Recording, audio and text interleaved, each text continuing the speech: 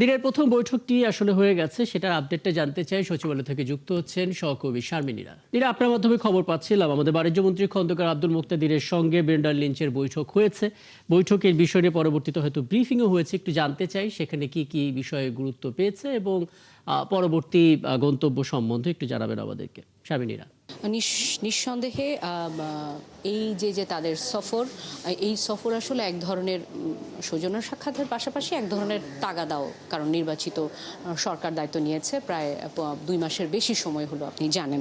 এবং খুব স্বভাবতইভাবে এই চুক্তি নিয়ে এত দিনের আলোচনা, কারণ অন্তর্বর্তী সরকারের দায়িত্ব শেষ হবার মাত্র নির্বাচনের ঠিক মাত্র 3 দিন আগে আপনি জানেন যে এই চুক্তি হয়েছে। তারপর থেকে এই সরকার দায়িত্ব নেওয়ার পরে এই চুক্তি নিয়ে অনেক ধরনের আলোচনা হয়েছে। মন্ত্রীকে আমরা অজস্রবার প্রশ্ন করেছি, তিনি তেমন কোনো সদুত্তর আসলে দেননি। তবে আজকে চুক্তির পরে, আজকের এই বৈঠকের পরে ইউএসটিআর এর যে প্রতিনিধি দল আছেন তারা তো কখনোই আসলে ওই অর্থে কথা বলেন না। মন্ত্রী যেটি বলেছেন যে এই চুক্তিটা তারা আসলে ইনহিরেট করেছেন, এটা এবং সেই সময়ের বাস্তবতাও হয়তো এই চুক্তি ছিল।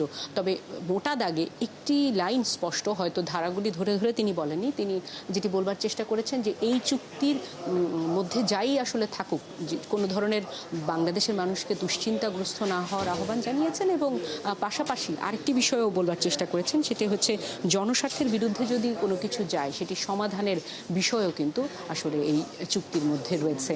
তবে এই চুক্তি আসলে সরকার পুনর্বিবেচনা করবে কিনা বা অন্য কোনো সিদ্ধান্ত নেবে কিনা সেটি এখনো পর্যন্ত বাণিজ্য মন্ত্রণালয় থেকে আসলে পরিষ্কার করা হয়নি। আমরা আসলে এই মুহূর্তে বাণিজ্যমন্ত্রীর কক্ষের সামনেই দাঁড়িয়ে আছি, কারণ সচিব সহ অন্যান্য যারা ঊর্ধ্বতন কর্মকর্তা যারা বৈঠকে ছিলেন তারা আসলে ভেতরে আছেন। তারা এলে হয়তো আরও একটু ডিটেইলে বিষয়টি জানা যাবে। তবে একটু বলে রাখতে চাই, রাকিব, আপনি জানেন যে চুক্তিটি হয়েছিল ঢাকা ওয়াশিংটনের, সেখানে বাংলাদেশের জন্য কিন্তু 130টির উপরে শর্ত যুক্ত করা হয়েছিল এবং যুক্তরাষ্ট্রের জন্য মাত্র 6টি শর্ত। সুতরাং এটি নিয়েও কিন্তু এক ধরনের আলোচনা, গুঞ্জন, আপনি জানেন যে সংসদেও একজন স্বতন্ত্র সংসদ সদস্য এটি নিয়ে আলোচনা করেছে। সুতরাং আজকের মন্ত্রীর বক্তব্যের মধ্যে দিয়ে এটি অন্তত স্পষ্ট যে সরকার বাংলাদেশের বিপক্ষে যায়, সার্বভৌমত্বের বিপক্ষে যায়, এমন কিছু হয়তো করবে না। বক্তব্যের মধ্যে দিয়ে তিনি আশ্বস্ত করেছেন, বাস্তবায়ন কতটা হয় সেটি আসলে দেখব। একদম, এবং সেই বক্তব্য আমাদের হাতে আছে, নিশ্চয়ই একটু পরে আমরা সেগুলো প্রচার করতে পারবো। এবং বৈঠকটি যেহেতু হচ্ছে, পরবর্তীতে আশা করি আরো আপডেট আপনার কাছ থেকে পেতে থাকবো। সহকর্মী শারমিনীরা সচিবালয় থেকে যুক্ত হয়েছিলেন।